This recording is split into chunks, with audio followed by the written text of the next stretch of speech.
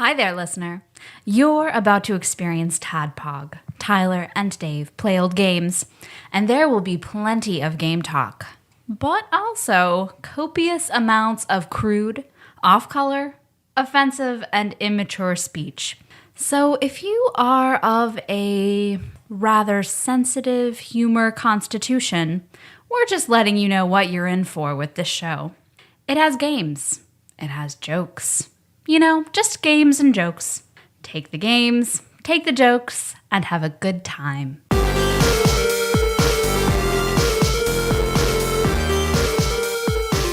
Hello, Internet, and welcome to another TADPOG podcast, a show that happens twice a week where two old guys just reminisce and spend time together talking about old games and interesting games and other things. It's like R-rated NPR. That's been mentioned in one of our reviews. Yeah. One of the favorite ones we've received. I like that. Like, because our audio's that good. Oh, man. We're just crystal clear. Watch out, Radio Lab. Guy who won a McCarthy Genius Grant for his audio quality. We're coming. This week, Other Shit Monday, so anything not related to IGN's Top 100 Super Nintendo games. Yeah, anything. But it is still a Super Nintendo game that we're going to be talking about. That almost seems like cheating. Almost. Yeah. But if we're going to get through all like 700 plus games, we'll have to do this like a few more times. You pretty serious about that? Absolutely. I'm serious about that. Man. Do you have another friend whose name starts with D? No. Oh. I did, but I got rid of all of them. Okay. It only had to be you. Because I knew you'd try this. I was like, I'm axing all the Ds. I don't know about all 700. That's a lot. You're the only D I'll ever need and ever want. Oh, thanks. You're sadly the only person who told me that. Today we're fielding the request of Herald Arthur. Yeah, Herald Arthur. Of Turd on the Floor fame. To do Super Smash TV. Awesome. So that's what we're doing. All right, cool. Let's start playing it. Right now, because we haven't done it yet. We just figured, you guys might just want to listen to just play. But we mostly quiet and kind of grunt a little bit. It's really similar to us having sex. You won't be able to tell. But I am your bearded host, Tyler. Hey, Tyler. And this game is very much, it's like a game version of one of my favorite movies as a kid. The Running Man. The Running Man. Nice. I fucking loved The Running Man. Really? You did? I was obsessed with The Running Man when I was little. Was it because they like constantly played it on HBO that one summer? No, I rented it. Wow. Yeah, I had one. Your parents let you rent it? No. They had no idea. No. I had one aunt or aunt, depending on whether or not you want to be a dick about it. Right. My aunt she'd take me to the local movie hut, like right down the road from her house, and just rent anything that wasn't strictly porn. I could rent. Nice. That's how I saw Forrest Gump after my parents walked out of it. So like that seems a little silly. Because a man has an orgasm on screen, and it was Lieutenant Dan saying GD too much. Oh, okay. They couldn't take it. Oh, so they made it through. They made it through Forrest's first his first present. So they walked out of that, and my aunt rented. Strangely enough, like one night we rented a whole bunch of movies. She rented me Forrest Gump. I can't remember the name of the movie. I think I brought it before. Like it's a boxing movie where an old retired boxer has to fight like 13 opponents for like this bet, and the guy he has to win 13 fights in 13 days or something like that. No, I haven't seen that. It's a James Woods movie. I loved that movie. I remember I saw it like on half of an HBO and had to see the rest of it. So she rented me that. Several Rainbow Bright episodes. Nice. Okay. I like your diversity in your selection. You've got like an Academy Award winning film, a James Woods boxing movie, Rainbow Bright, and The Running Man. But there was just something about The Running Man that just, man, I loved it. It just, the video game-esque, the characters, everything about it. And it was also my first exposure to Richard Dawson. Oh, man. Oh, man. Because he had stopped hosting Family Feud long before. What a great first exposure to Richard Dawson. That explains your inexplicable fear of Richard Dawson. Yeah. Up to this point, we had no idea. Don't kiss me. Don't kiss me, Richard Dawson. The kiss of death. But after I saw it, I, of course, had to sketch my own stalkers. What? And come up with who... The enemies I haven't seen this movie in a long time. Like, I thought you would go to like a really weird bit. Like, by the way, internet, completely unrelated to the thing I just said. I also like to sketch out my stalkers. It's like you just sit in the bathroom while you're taking a dump. You think you're watching me, but I'm watching you and drawing you. No, the stalkers are the enemies that Arnold Schwarzenegger's character has to fight. So I wanted to make my own. But that was Meg was knocking on the door. I don't know what she wanted, but she went away. She mouthed something to me, but I couldn't tell what it was. Okay. Maybe she's in love with you. I don't know. I don't think so. I really don't. You've seen the way she talks to me. You see the way she talks to me. But so I remembered some of the ones that I made when I was little, more of the stalkers. So and I remember I sketched these out, and I wish I had the drawings still, but I don't. I haven't seen this in a long time. What I know you said that Arnold Schwarzenegger has to fight these. Are they humans? Are they like American gladiators? Are they monsters? No, they're people, but they have some sort of like weapon, or their terrain is in their favor. Like the first person he has to fight is a boss named Sub-Zero. Sub-Zero is... Oh, I know Sub-Zero. Sub-Zero is like maybe a Samoan hockey player. No, that's not Sub-Zero. No, it's a different Sub-Zero. I know the Blue Ice Ninja. He's also a Samoan hockey in Mortal Kombat. But Sub-Zero, he brings his opponents into a hockey rink. They don't have skates or anything, and he has like... Everything's covered in barbed wire. He has a razor hockey stick, and basically he just skates around and kills them. And does he have like a scythe for a hockey stick? That would be cool. It looks pretty similar because it's just that bladed hockey stick, and he has pucks that I think the pucks explode and Death stuff like pucks. that. Yeah, death pucks. So you can pick those up. So of course, like everyone takes bets, and like the audience wins whenever the stalker kills the person or whatever. You know, they take odds and bets and things like that. It's like the Hunger Games. Yeah, Hunger Games plus Smash TV put together, exactly. So, like, Arnold Schwarzenegger's character kills him by wrapping barbed wire around his neck, and whenever he skates, it chokes him and kills him. And he progresses through various other stalkers. Like, there's another one. There's the one who was covered in, like, looks like Christmas lights. I mean, it's a movie's in, like, Ernest. 89. It's Ernest. So, he has, like, this light-up suit, and he can throw electricity, and he's an opera singer. Just like very bombastic characters. Jesse Ventura plays Captain Freedom, he's got these cybernetic arms and flamethrowers. There's another Fireball, I think is the name, has a flamethrower in his level. His level that he has to go through is all fire. A lot of flamethrowers. Yeah. There's another, there's one, like Buzzkill. Buzzkill has a special chainsaw, and he has like a biker gang in his level, and he runs around and kills the people on his motorcycle with his chainsaw. You say levels. Is it like... Yeah, the running man goes through each different level. Okay. Yeah. So and then each stalker has his own level. Yep. His or her. Pretty much. Is there a female stalker? I don't believe so. What's up with that? Not in my memory. What's up with that? That seems dystopian future. They won't let women kill criminals. Seems very unlike Richard Dawson. Because I know he's not kissing all the male contestants. So I had to make, of course, I wanted to see Mario Man. Mario Man would be a stalker who had like stone and steel spikes on his boots and on a helmet. This is in the movie? No, this is one I made. Oh, okay. This is one I made up because I wanted to see it. In my head canon, these are the other stalkers. Okay, I was about to say, man, I can't believe Nintendo let that slide. No, and then Mario Man would be on a pipe level, and he'd literally try to like jump down like you were a Goomba with his steel boots and like steel helmet to jump up and smash you, and So it's like he's things got like that. thwomps tied to his shoes. Basically, I like it. basically. And then I had the Swordmaster. Now the Swordmaster Was Josh. Swordmaster was cool because Dave, I drew him out. Yeah. Do you have him? His arms. No, I wish I did. But his arms, his legs, his teeth, and his tongue were all swords. Got it. Got it. He lived a miserable experience. Yeah, he was really good at killing the criminals, though. He's really good. Not very good at eating cereal. I also drew up the Gunblazer.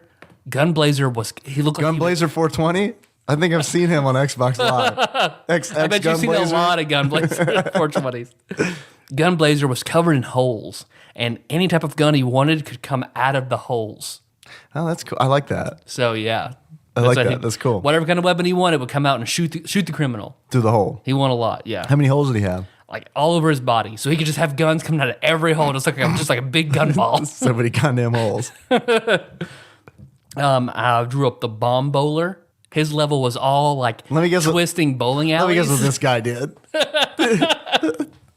Did he bowl with bombs? He did. Oh, I nailed it. He did. The whole level was like this twisting MC Escher painting of bowling alleys where he would throw in the bowling. They would go over spirals and around stuff to try and kill the criminals. Like, yeah, it was pretty cool. Okay. It was pretty cool. Lumberjack, his level was half sawmill, half forest, and his thing was just throwing axe and logs. Like, he'd throw logs at criminals. All right, not circular saw blades. Were those involved? I feel like that's a staple. I wasn't very smart when I was that little. I just like he's lumberjack. He throws logs. And then Spider Archer. Spider Archer tied chains to his arrows, and he'd fire them at the contestants to make webs out of chain that he could climb and kill them on. Would they get caught in the chains? Mm-hmm. Yep. All right. Were they coated with like sticky stuff? No, I don't think so. No, I think he's just that good. Yeah, I mean, no, it sounds. He'd have to be really good. He could to fire an arrow perfectly with a chain attached to it and do it in such a pattern to resemble a spider web. It was pretty good. He could just shoot him, you know. He could just shoot him, but he didn't. He's that good. Yeah, he liked making spider webs out of chains. I like it. You got any more? Nope. I wish you had. That's all I evidence. could remember. I think you just made all these up right before the show. did. Like I did. I'm Dave. I'm your respectable host, and I also made up stalkers. I got Potato Dude, and Potato Dude works real hard. Sometimes he gets government grants, but he doesn't get so many of them anymore. What Potato Dude does is grows a bunch of potatoes and then gives it to Walmart. And then gives it to Walmart out of charity. He fights criminals that way by keeping them impoverished. He realizes that criminals can't afford potatoes, so he's just going to give them to Walmart. Why not? Very political. Let's see what other political stalkers could I come up with. I'm not even gonna do it. Not even gonna do it. But what's up, internet? I am Dave. I am your respectable host, and I used to, on a similar story, I'll go with something similar. I used to draw out Jaws just killing people in any fashion you can imagine. Sometimes Jaws would have a machine gun, and he would shoot them before he would eat them. Sometimes Jaws had a katana, and he would cut people before he would eat them. Sometimes Jaws had dual handguns. Jaws was a very, very prolific assassin, and he was underwater, so he could always get away. And I remember getting in trouble. My parents got that call where they, and this was in the 80s. So this wasn't like today. I imagine a lot of parents get the call where it's like, your kid is drawing some pretty disturbing shit. They got that call because I was drawing. I had done like 14 Jaws murdering people drawings while we were watching Five-O Goes West. So yeah, my teacher got a little alarmed. And that's when I moved on to drawing people naked. Fine. Violence is right out. Nope, you're right, Mom and Dad. No more violence. But let's see. I've been reading something. I finished a book the other day. Tyler's Book Corner? Yeah. I finished the 7th book in the Iron Druid series. That's a lot of 7 books. 7 books. Is that the end? I think there are 2 more. That is... How many pages is that total? It's about 10 hours. Okay. 10 hours per book? They've gotten a little bit longer. They run between like 7 and 10 hours. So as far as audiobooks goes, they're pretty light. All right, that's a lot. That's a lot. How was it? Number 7. It was good.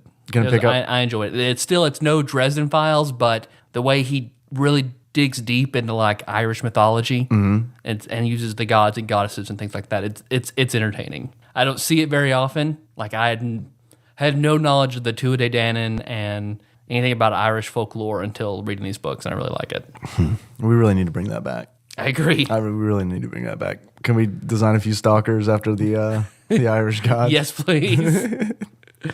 There's a pot o' gold man and other friendly racist stalkers. The stereotypical racist pantheon. But I guess before we get started delving deep into Super Smash TV. So deep. Dave, do you hear that? Yep. Me too. I do. It sounds like the Dave reads from Wikipedia Irish lobbyists. That's what it sounds like. They are so mad. They are so mad we made that comment. And yep, we've had it with this tadpog. Get it the fuck out. They've had it with that accent. They just breached the walls. I saw a few come over. Our gunmen got a few, but well, they'll be here at any moment. The horde will be on us. The Irish horde. Yeah. So what's that sound like?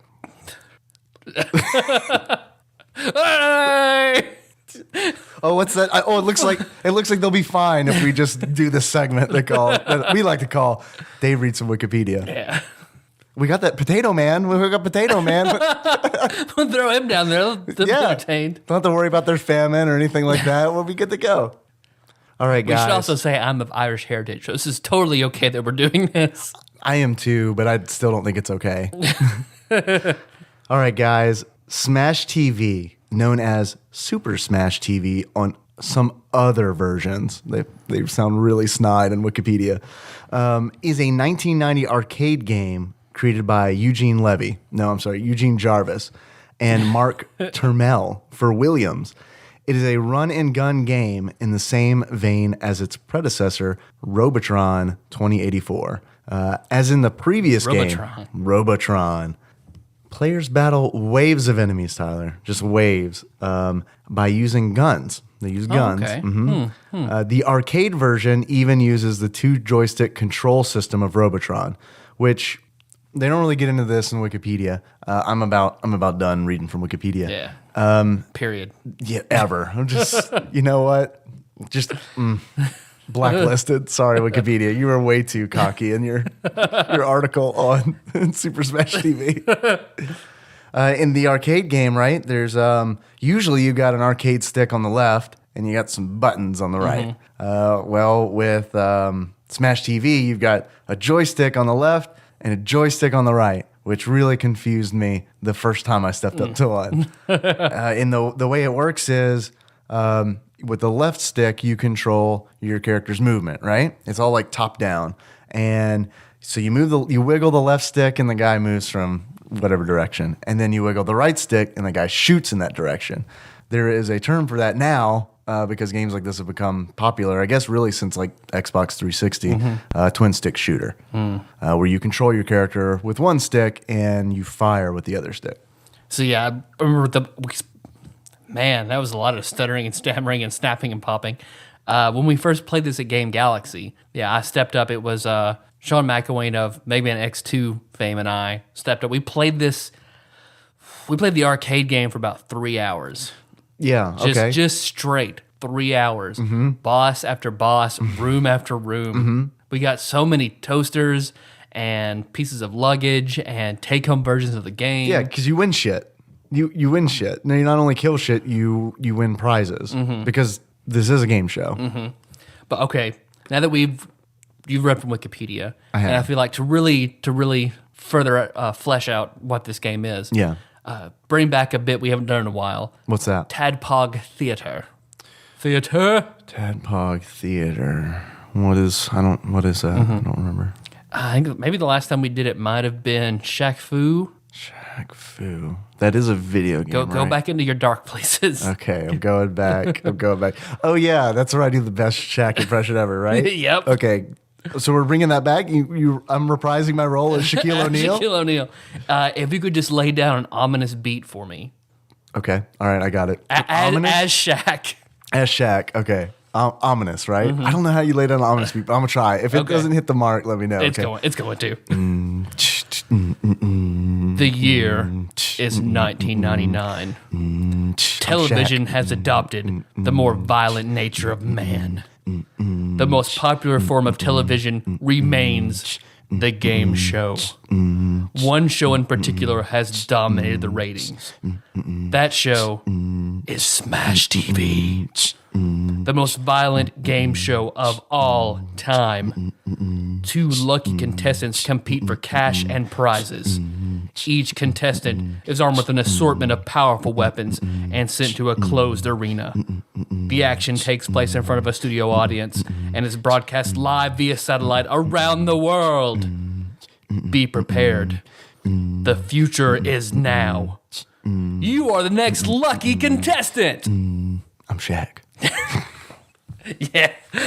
Somebody auto-tune that and get it back to us. Nailed it. That would be like, that would be great. We'll do it as our new theme song. We promise. If you auto-tune what we just did, we promise it'll be our theme song. But that is the intro to Smash TV, Super Smash TV. I wasn't listening to you. I had to concentrate really hard. I know. So, I'm impressed. yeah. It was good. So it's a game show, and we're the contestants. We're lucky, apparently. Well, yeah, we're lucky to put our lives on the line, killing whatever it is you're killing in this game show for prizes. This is a dangerous ass game show. Like you're right. We're putting our life on the line because we die a lot in this game. Yeah, because you're dressed like you're a contestant on American Gladiators. Yeah, was that out yet? I really hope to think that American Gladiators was based on this game. I hope so. But because you're really, I think I enjoyed us playing this game. And as a solo experience, I don't think it's very good. 2 players, it's a lot of fun. If you're playing with a friend, it's a lot of fun.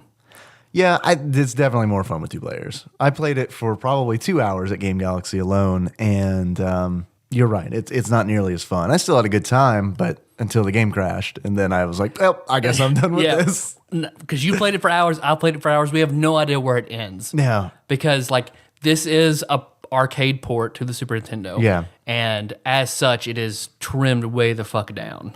Yeah, because we actually finished this game, which when we went into this, I was like, because I was like, Herald Arthur, there's no way we're gonna finish this game for you. We're just gonna have to half-ass it. No, we finished it, surprisingly. Yeah, we finished it in an hour and a half to 2 hours, maybe. Yeah, it wasn't too long. Yeah. And we didn't even have to use Game Genie or anything. We did use in-game cheats, though. Yeah. Yeah. Which those are fine because they're in the game. Yeah. I mean, if the developers don't want you to use those, they'll just take them out. Yeah, because there are 3 levels, each ending in a boss, and then 1 final boss. And the cheats aren't even that good. I'm still on the cheats thing. The cheats are not that good. They just give you fewer extra lives. And Normally you have 4, but you could instead get 7. Right. Sorry. Because 3 levels, 3 bosses, final boss. You have 4 lives per continue. Continued are shared between the two players. Because it makes it hard. You can up the continues to 7, but yeah, you still, if both of you die, you've knocked down to 5 continues. And if you get hit once, you're dead. That's it. Right. Contra rules. Yeah. We're following Contra rules here.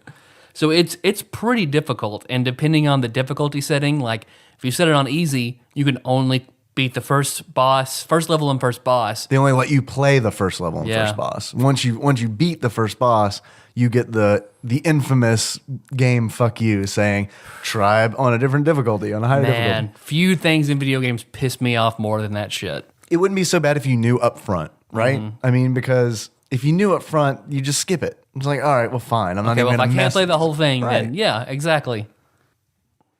But let's see. So we played through, of course, the first level. You're fighting what I assume are mutants. Maybe they are criminals on death row.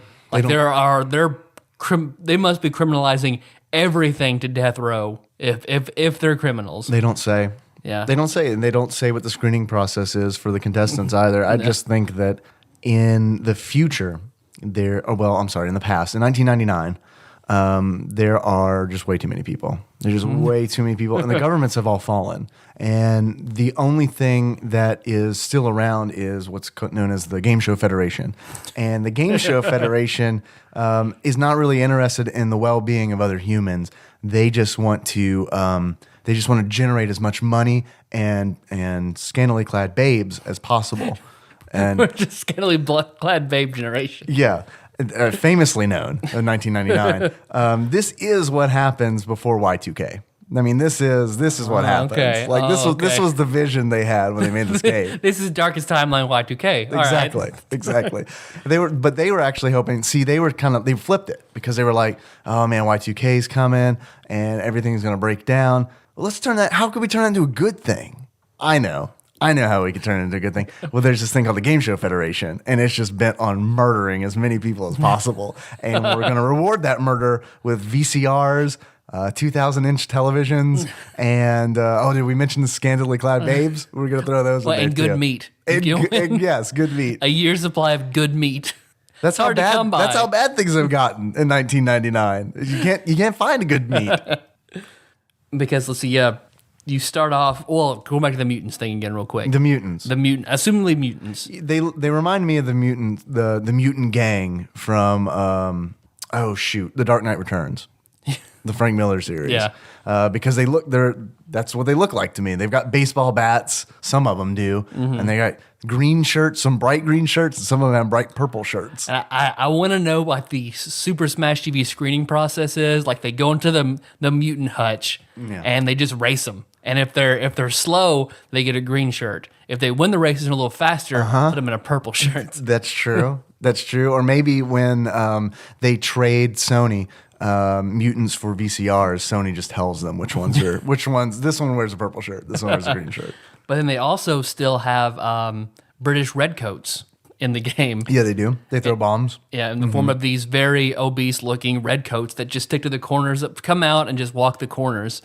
You can't really blame them. They've been out of work for a little bit. I mean, they're probably going to let themselves go. Let's see. There are also these living swarms of like red balls from a ball pit at like Chuck E. Cheese that are super deadly and really annoying. Like you see them coming at you, go ahead and take one life off your counter. That's just it. Unless you got the spread shot. You got to have the spread shot, which I'm just going to go ahead and say on the record. If it's a run and gun game, it doesn't matter if it's top down or side scrolling. It's fucking spread shot or go home. That is like the best. I'm sorry, it's the best power up in this game, in my opinion, and in any run and gun. Because as you progress through, you can get certain upgrades to you. Because your basic shooter is pretty shitty. Like it can handle the mutants until they start overrunning you. Yeah, it's like a little laser pistol, and which sounds awesome, but in 1999, that is not awesome. That is way underpowered. A green shirted mutant with a baseball bat can definitely take you out.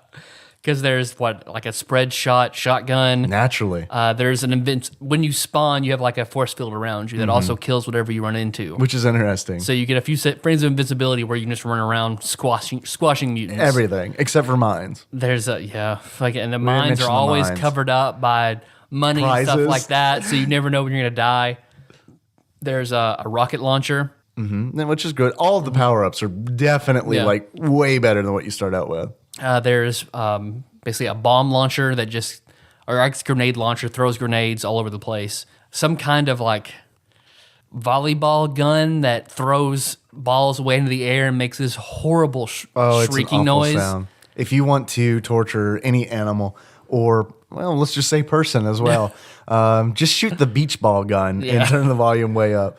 What is that? Because we're playing and all of us are like, what is that noise? What is making that? And Meg is worried because the cats are like looking around all panicked. She's like, what is it? Looking at our phones. We don't know what it is. Oh, it's just horrible, annoying sound coming from the gun in this game. It's the worst sound imaginable coming from this game. Yes, naturally. I don't understand why they're beach balls. I don't. I want that explained to me. Why are they beach balls? Because it's a gun that arcs a giant not even a giant beach ball, just a beach ball up into the air, and it lands on the enemy. Yeah, it's not like it's hard to aim. It's I feel like there are much more effective ways of using any power up. So it's probably my least favorite power up to get. But I don't get it. But yeah, you do that and you just walk around this map. You kill a whole screen of enemies in a room. Room might have some kind of theme. Usually it's just like if you're lucky, how the enemies are coming out. There are, like the ground troop mutants that are just coming at you with baseball bats. There are the red coats circling the room. Sometimes there are tanks that come out. There are snipers positioned on walls. Later levels have robots and snakes. Yeah, later on there's some snakes. I think the biggest opponent in this game is the limited amount of space that you've got to work with. Yeah. Because that is truly, because if something touches you, not even just shoots you, but if something touches you, you're dead. There are usually 3 to 4 ways in and out of a room. And once you go in, then they're just flooding all over the place. So it's fun with another person. For some reason, you have to collect keys. Yeah, I don't know. So There's a secret ending with keys. Is that the only reason you collect the keys? Well, I think you have to have enough keys to like get to the boss, maybe. Because It's not super well explained. No, we just kind of played it. It didn't feel like the kind of game where I wanted to look up how to do it. I just figured I would just shoot shit until stuff happened. Yeah. So, it's true, though, especially when we killed like the third boss, and in order to get to the final boss, we just had to go room to room until like 3 keys dropped, and then Maybe we got to go to the boss. because we grabbed the last key, and then it was still like 30 seconds till we could progress. But then there are the 4 bosses. The first one, I think, being the hardest in the game, which kind of colors the whole game. 'Cause you're like, fuck, this game is going to be so impossible to beat. But it's just, the first boss is just way harder than all the bosses until the end. Because the first one is Mutoid Man. Mutoid Man sounds like one of the super mutants from the Fallout series. Just, and he's just this giant man attached to a tank. We call him Deep Throat. You can only hurt him with special power-ups. So you basically have to get a power-up, fire off until you run out, and then wait for another one to spawn. And you do that while he has like 4 different forms, maybe? A bunch of goddamn forms. And you're leaving off a really important part. When you shoot him and you blow his head off, he explodes in a shower of heads. Yeah, yeah. Like, I'd say maybe 35 to 40 goddamn heads pouring out of him. Just spinning out all over the place. And then, which is weird because you don't actually get rid of his head. He winds up just being a head on a little tank. Yep. So, and then you do it again, and he explodes into more heads. So, but then he's done. At one point, one of his faces is just a torso with a rib cage. Yeah. And then he gets heads back. And then, right, his heads come back. So, just if you remember anything about this game, remember Mutoid has got a lot of heads. The boss of the second level. It's like a Pez dispenser with that shit. The second one, he's Scarface, which he's just a face with gun turrets all around him. That's his name? Scarface? Scarface. Okay. And you just have to shoot all the turrets to hurt him, and then once all the turrets are broken down, then it looks like he dies. And then it's just a skull, and the skull's like a lich with little like diamond pinpoints of light in its eyes, and it shoots those at you. And you just have to dodge those and shoot the skull until it crumbles. Did he remind you of a Power Rangers villain? Yes. I can't put my finger on it, but as we were playing, I was like, this kind of reminds me of the Power Rangers. The regular skinned version of Scarface does look like Goldar from the Power Rangers. Was he a good one? No, he was a bad one. He was one of the primary like henchman type villains. Oh, okay. Like he'd always be sent to the Power Rangers and like fuck something up and then have to go crawling back. They never do manage to beat him. What did he sound like? Rangers. Oh yeah, I know him. I forgot. I brought it back. Give me your power coins, Rangers. Scarface. And then the third boss, the twin cobras. Yeah, these are just what they sound like. They're 2 gigantic cobras that are sticking their heads through a hole in the ground. And they're really long bodies, and they go all over the place. And you just kind of, if you hit them, it looks like they ripple with electricity for a little while. You got to hit the head though. Yeah. We figured, Yeah, right? Maybe we think. Because like you get a response if you hit the body, like you said, it just ripples. But if you hit their head, you get like the Chrono Trigger shock animation. Yeah, where like yeah. electricity arcs off of them. So you think if you throw enough lives, it continues. It's a harder boss. But yeah, you beat the 2 twin cobras, and then you go through to the final boss, the evil MC. Because the whole time you're playing, the MC and his 2 booth babes are coming down on like tons of cash and prizes. Your life's on the line, and taglines where he appears in the corner. just classic catchphrases, which I think they might have in the arcade version. I know he says, "I'd buy that for $1," which is a line from RoboCop, because that made my fucking day when I heard that. I was like, "Oh man, this game is awesome!" I never heard it once in the Super Nintendo version, so I don't know if they were worried about legal recourse or something. For home consoles, keeping that in, I don't know. It was weird. I felt really betrayed that was not in the game. I was looking forward to it the whole time. Didn't hear it once. Thumbs down. And Evil MC is basically just the first boss again, only he looks like the MC. MC Mutoid, as he's known on the street. Because his moves nothing's really different at all. It's just like fighting the first boss again, a carbon copy. I don't think he's any more difficult or anything. Yeah, he didn't seem more difficult to me. Maybe there are more enemies, normal enemies that wander onto the screen. That might be the only difference. He just seemed weird to me because he's like weirder than Mutoid because he's got all the heads, right? Like Mutoid does. But like you fight him and he's got like his jacket on and then he takes enough damage and all of a sudden he's in like this woman's one-piece bathing suit. I don't know what that's about. I think you got it from Target because there are little Target symbols all over it. I don't know. I mean, I'm not saying there's anything wrong with that. If you want to dress in a one-piece bathing suit while you're inside a tank shooting eyeballs at a guy, that's fine. I don't care. But because you beat it, and basically, okay, here's the thing about this game. It's somewhat controversial in that no matter what you do, you'll hear about, play on the next difficulty, collect all the money, collect all the keys, try and go to the Pleasure Dome, and try your luck there. That's where the best players go, is they make it to the hidden Pleasure Dome. Pleasure Dome. So if you play on like the highest difficulty and you collect so much cash and prizes, then you can then go to the Pleasure Dome, which once you find the Pleasure Dome, like you have to go through these back areas where you'll see like the cameras in between the walls and stuff like that. Make it to the Pleasure Dome, and that's where all the babes start spawning. All the power-ups, there are like so many girls you start picking up. Well, that's where it starts to get weird, right? Yeah. Because like the women are power-ups. Yep. Like they're not women. They're not. Yeah. They're just power-ups. And a lot of them spawn and you race to collect them all. And they're all, it's the same girl. So you're just getting a clone of a girl over and over and over again. It is very respectful. I would say I would like to argue on the side that it is very respectful. Yeah. You're saving them. It's nothing disrespectful. Exactly. But here's the thing, like even if you get all the babes in the Pleasure Dome, collect all the money, no matter what, you get the bad ending. The bad ending telling you if you only would have got more cash, you would have been our biggest star and you would have made it. Sorry, try again next time. Only you'd saved more women that we respect.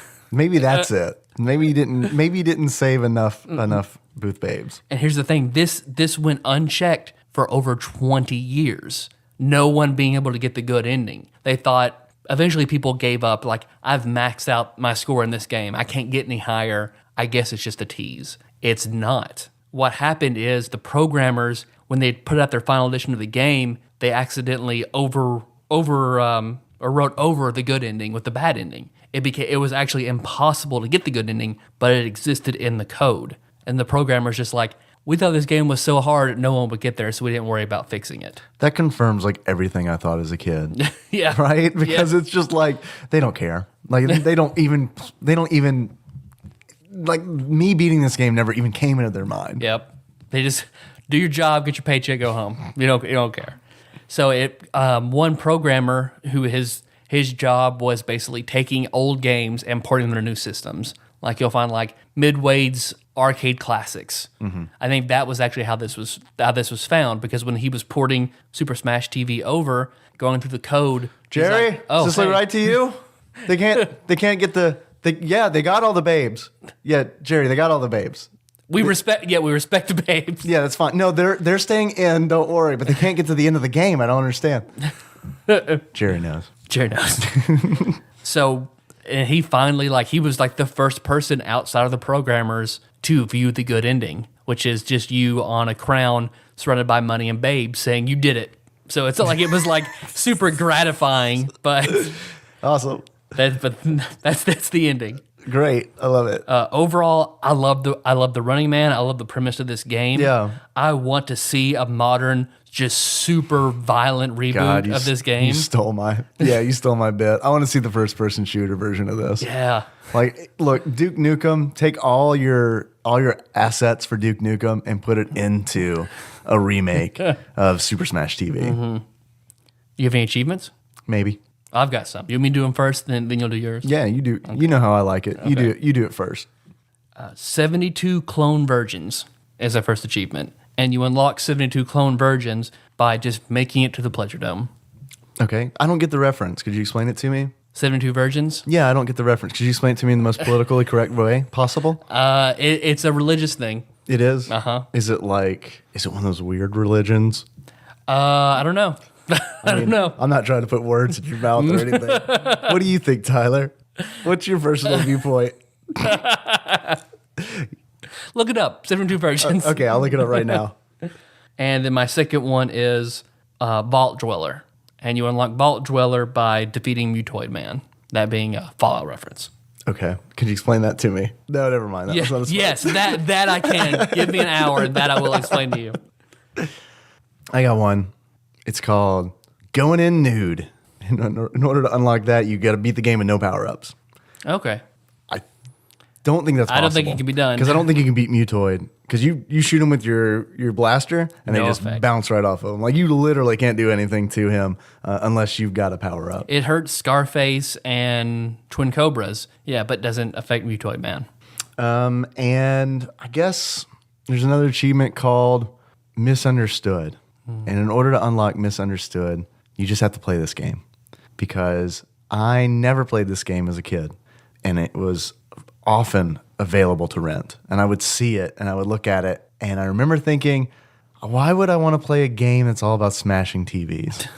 I didn't even give it a shot. If I had played it, I really would have liked it, I think, because this was definitely in my wheelhouse of murder. I mean, it wasn't a great white shark murdering. It was just a dude. But I say give it a shot. So this game, so the Super Nintendo version, not on IGN's top 100 Super Nintendo games, best of all time. However, Do you think it should be? I'm not going to sit here and say I think it should be. Okay. What I am going to say is we have definitely played worse games in IGN's list or on IGN's list than Super Smash TV. Yeah. Like, this game is better than some of the games on the list, for sure.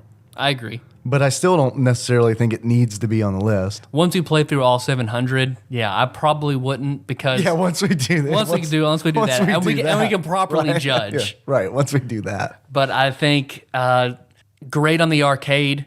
I had a good time playing it with you, but overall, I feel like this thanks, is such Tyler. a I also had a good time playing This it is with such you. a stripped down version. We should do it again sometime. Sit down, and just play it Yeah, again. let's just do it. Let's quit our jobs and play Super Smash TV just forever. professionally. Yeah.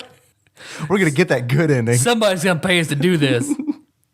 No, seriously, if you're listening to this and you'll pay us to do that, then that's great. Let We us know. will quit our jobs tomorrow. Yeah, right now.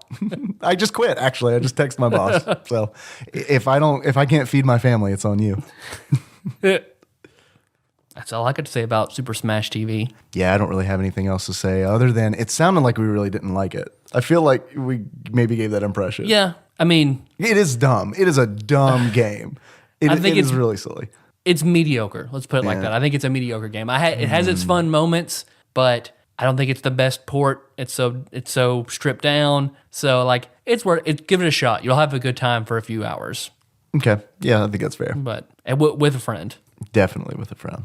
So, Even if their name starts with D. but thanks Herald Arthur for bringing it back to our attention to play through. Absolutely.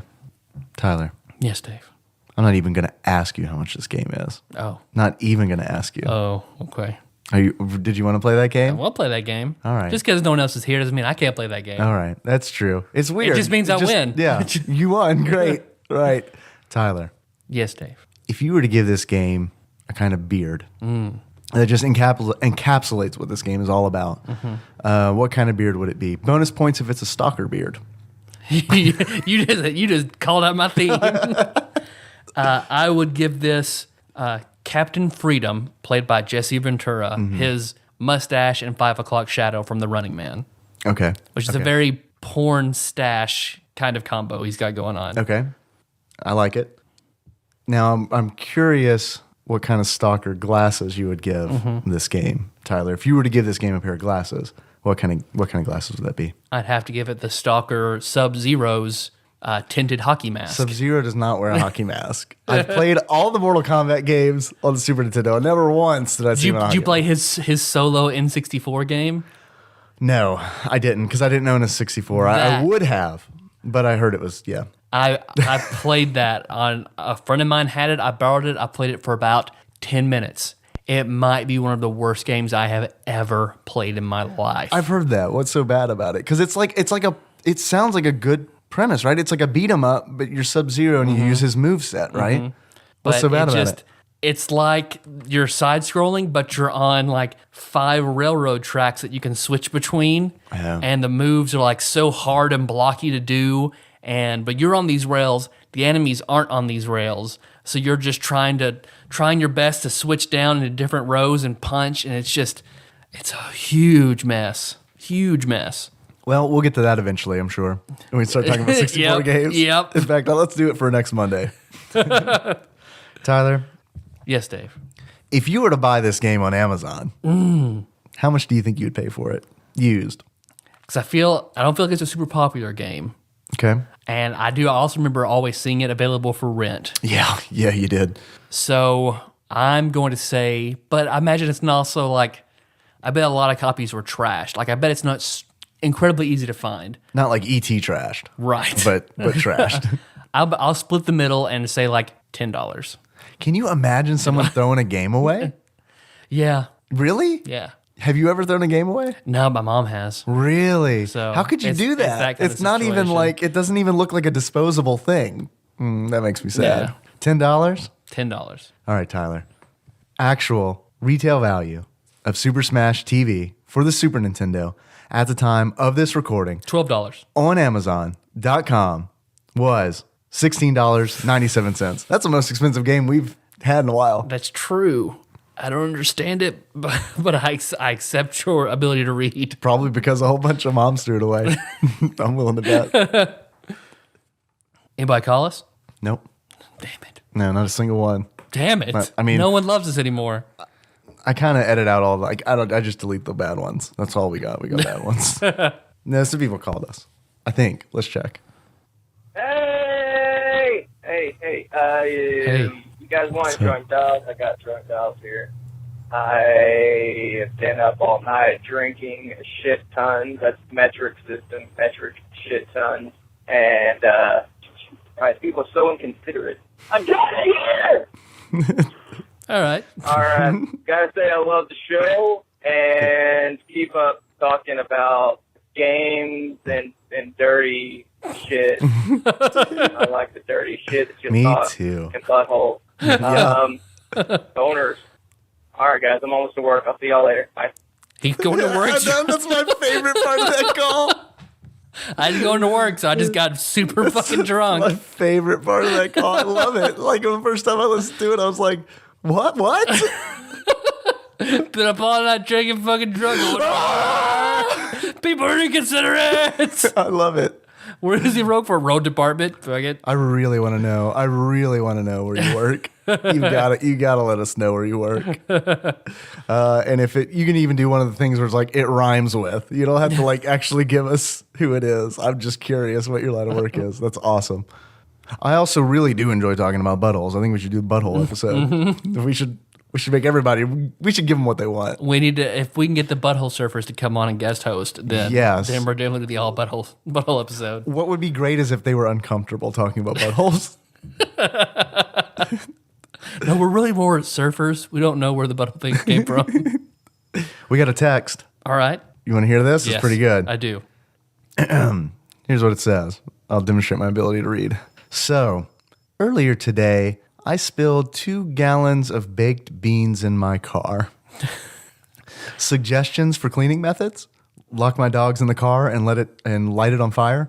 No, that's not what it said. That's not what it said at all. Oh, okay. Although clearly I revealed something, a dark fantasy. That didn't want anyone- spilling baked beans in your car and then putting dogs in there, I think that's perfectly fine. right. There's no need to light it on fire. I'm gonna call them out. This is how it reads exactly. Okay. Lock my dogs in the car and let handle it on or fire. All right. Lock my dogs in the car and let handle it or fire. I just lock them in there and set it on fire. Solve 2 of your problems. That way, hoping like these dogs just aren't eating these beans fast enough. Light the car on fire. Smoke them out with that beautiful bean footage. Also, Dark Souls 2 is the shit, and you should play it. And that is from Bummed in Beantown Drew. I am sorry to hear about your bean conundrum, and I'm sorry I couldn't read your text properly. But let's be honest, we're gonna have to share the blame on that one. What's your suggestion, Tyler? This sounds like a predicament you may have gotten yourself into. Being in the culinary arts. being in the bean. What happened in Louisville when you're going to culinary school and you'd spilled a bunch of beans in your car? We all know you've been there. I guess the best thing to do, you gotta get a shop vac, suck all the beans out, and then I guess it depends if it's leather interior or like the carpet interior. I think most cars are cloth, right? If it's leather, like you can just wipe those beans right up. I'm willing to bet that it's not leather. Otherwise, we probably wouldn't have gotten a text. Yeah. Yeah, because I mean, that leather just kind of solves itself. You just have a delicious smelling car for a couple of weeks. Yeah, I guess you wipe up the bulk and then just leave it and just smell beans everywhere you go for a little while. Hopefully, you're really into beans. Buy a new car would be my suggestion. That's a good one too. Sell it to someone on Craigslist that really likes beans. I would put that right in the title. Make sure you show it to them in front of a bean factory so they already smell beans and they won't know. Nice. Nice. That's a really good one. And if you happen to have 2 gallons of beans on you, you probably know where a bean factory is. So you're halfway there. I want to play one more call, Tyler. Okay. One more call because it better be Chandra. It better be Chandra. Because it really sheds light on a subject that needs to be shed upon. Hey guys, it's Chandra of Chandra Knits Shit stuff of the bearded baby fame. There, I've made it my own fame. That's her podcast. Just wanted to because I said it on Twitter how it's pronounced, but I figured that's still text and doesn't really clear up anything. It is pronounced Chandra, like it rhymes with Sandra. Except for the CH. So it's nothing like Sandra. So Tyler's right. I'm sorry, Dave. You're wrong. Super wrong. Everyone says Chandra. They're wrong. Maybe you're wrong. That was pretty much it. So I'm really glad you guys liked the baby beard. It was a lot of fun to make. That made no sense. But it was a lot of fun to make. So glad you like it. Baby looks adorable. That's it. I have no questions because I'm bad at questioning.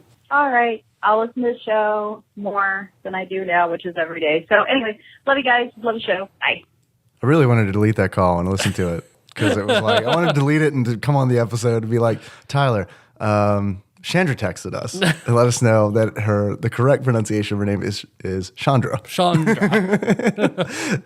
No, I'm sorry. I've been saying your name wrong forever. You should have let me know earlier. That would have been great. So now I wouldn't have to feel like such a fucking huge dick right now. But from here on, I will try to remember how to say your name correctly. That's fair. That's fair. I'm not going to make any promises. Is it anything from Exalted Lord Mike? No? Let's see. We got something. Looks like it might be from him. We got time? Yeah. We always have time for Exalted Lord Mike? We always have time for Exalted Lord Mike. Okay, here we go. Good afternoon, gentlemen. Exalted Lord Mike of Purdue. And I've got a would you rather for you. My would you rather is going to take into consideration the TADPOG Annex. So with that being said, trapped inside of TADPOG Annex, computers going down, won't let you record. Audacity, I think that's what y'all call it. Yeah, sure. You're right. Audacity is down, and all you can listen to is music, and your computer only has 2 songs on it. You're going to be trapped for approximately 4 hours until a significant other gets home and allows you out. So you're stuck with either complete silence or would you rather listen to the Macarena for 4 hours or Mambo number 5 for 4 hours. I'm going to go ahead from my point of view and say fuck both songs. I'm going to jimmy the fucking lock and get the hell out. But since that's not the game, we're going to say not the game. Mambo number 5, maybe. There's some dancing going on. Macarena, I guess you could work out too, but that would get old after a while. Either way, it's gonna suck. But yeah, for sake of game, let's say Mambo number 5. If I don't slip my wrist first with something that I can find inside, so we're going with that. Keep up the good work, and we'll talk to you guys soon. Peace. I learned something today. Yeah. I learned something today, and that is that Exalted Lord Mike of Purdue finds it totally acceptable to work out to the Macarena. I like to imagine like his lunch break at work. Like after he sells cars, he goes and he changes the workout outfit, and he's just like got weighted gloves and just doing the Macarena. Dun, dun, dun, dun. I have to say Mambo number 5 though. Yeah? There are so many girls, and you can learn what they like. and you can learn a lesson from Mambo number 5 and take it to the outside world. You could really like bone up on your Mambo number 5 dating sim strategy. It's like, well, a little bit of Tina. All right, what does she like? Let's see. Well, I'm not feeling Tina. What about Monica? Man, this is a tough one. I really, really am having a hard time making up my mind because both of these songs are just so good. I mean, I liked both of them when they came out. I still like them. I've got you've got your Lou Bega suit. You go out every Halloween. I'm like, Dave, quit dressing as Lou Bega for Halloween. I know, you got to beg me to do that. But you know what? The ladies like it. It's true. I mean, because they really, women really like that song. It's respectful. I feel like we're on a theme. It's respectful to them, and they appreciate that. But man, I've got the lyrics to both songs tattooed on my back. It's just tough. I don't know. I guess I'm also going to go with Mambo number 5. Mainly so that, I assume that you and I are locked in there together and here in the annex too. So I'm just going to go with the flow. I want us both to have a good time. Yeah. I don't want there to be a conflict of what we're going to play. So it's definitely going to be Mambo number 5. Unless you play the Macarena and we both come out speaking Spanish. Yeah, that would be an interesting side effect. I like that. I don't think that would happen. I think we would come out thinking we know how to speak Spanish. We'd speak Peggy Hill Spanish. Exactly. Tu habla español. Hula maca chula maca lala macarena. I think you nailed it. I did. I know I did. I'm a little weirded out because, I want to know how Exalted Lord Mike knows what 2 songs I have on my laptop. Those are the only 2 I've got on here. I don't know how he knows that. Whatever. That's all I've got to say. Yo, that's definitely all I got to say, buddy. Okay. Thanks for listening, everybody. You can find the show on iTunes or Stitcher, so don't miss the next episode. We'll be talking about IGN's 24th ranked game, Contra 3. There's a tagline to that. I don't remember what it is. The Alien Wars, Contra 3, the Alien Wars. I think it's Attack of the Alien Monsters. Attack of the Alien Monsters. Yeah, pretty sure that's it. Welcome back, Mark. Contra 3, Invasions, yes, Alien Monsters, guns. Translated from the Japanese. We see you there. We know what you did. While you're there, don't forget to subscribe, give the show a 5-star rating, write a review. We appreciate it very much.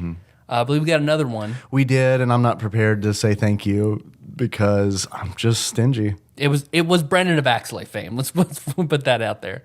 What? It was? Oh, that doesn't count then. That doesn't count. I feel like we're padding. Well, fuck yeah, we are. 52 of those 69 are padding. I was waiting for you to say now we're padding. Because, mentioning, I don't know if I brought it up before, since I mentioned Lou Bega earlier. Have I talked about Brandon's, when he was really into The Mask? Have I brought that up? I don't know if you have on the show or not. I know that I've heard this story, but if you brought it up, it was a long time ago. So I think maybe you should revisit. Just refresh it for new listeners. Yeah, that we were over at Brennan's parents' house. Like The Mask had just come out, and both of us. The Jim Carrey movie. Really into The Mask, yeah. Not the Halloween Mask you've been waiting years for. Right. Oh, they finally did a werewolf meets a zombie. Yes. Because we're all sitting in the living room, everybody's talking, and Brennan just gets up and walks away.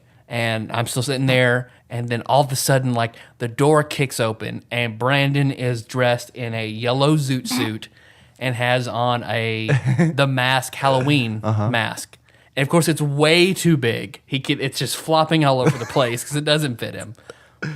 I could see that he can barely see out of the eye holes because he's trying to move his head to where he can see out of the eye holes. And he runs in the middle of all of these adults, after church, and goes somebody stop me. And then he does the cartoon kind of run. He did his best Heath Ledger from The Dark Knight. And then he runs back out of the room, and he has his mom play into it because his mom's like, who was that came in and visited us? Props to anyone who said the Holy Spirit. That's all I got. Write us a review. If there's a game you want us to play included in that, that's how we got today's episode. Throw it on out there, and we'll do it. We put a little bit of priority on those because they're attached to 5-star reviews. Yeah, if they want to put a game in there, we will get to it Eventually. Don't worry, guys. Like Tyler said, we're going to be back. We're going to be playing a Contra game, Where's Mark? I don't know. In the meantime, Contra, where's Mark? you can always find us on tadpog.com. That's where the show notes live. You can find us on Facebook. We are at facebook.com/tadpog. A lot of cool people doing a lot of cool shit there. And I love it there because I don't have to worry about how to pronounce anybody's name. I can just type it out there. It's great. It's perfect. You can also find us on Twitter. We are at tadpog_podcast. And we like it there. Nicole of Kirby fame has just entered Tadpog NX2. Oh, yeah, here's Josh, too. But We didn't see Josh. Josh was sneaking. Yeah. Hey, it's a happy birthday card. I'm having people over for my birthday, and they're just now getting here. Happy birthday, Tyler. Thank you. Thank you. What else do we do? You can call us if you want. You want to wish Tyler a happy birthday? That's great. I tell you what, or do you Say want, goodbye to my youth because now I'm 30. That's fine. I appreciate that. Yeah, do you want his social security number? Just call us. We'll give it to you. You can reach us at 270-883-2555. Our intro song, Dave. Yeah? Yeah, that's Moves. I'm not used to doing this part I because know. it hasn't been just you and me for a It's been a very while. long time. That's Moves by Sycamore Drive. So I hear from all the guest hosts. A link to that track. Yeah. Where can that be found? On the show notes at tadpog.com. Lies. Well, we don't do that. So until next time, Tropical Capricorn. Capricorn. Josh said it too, and he's not even on the show.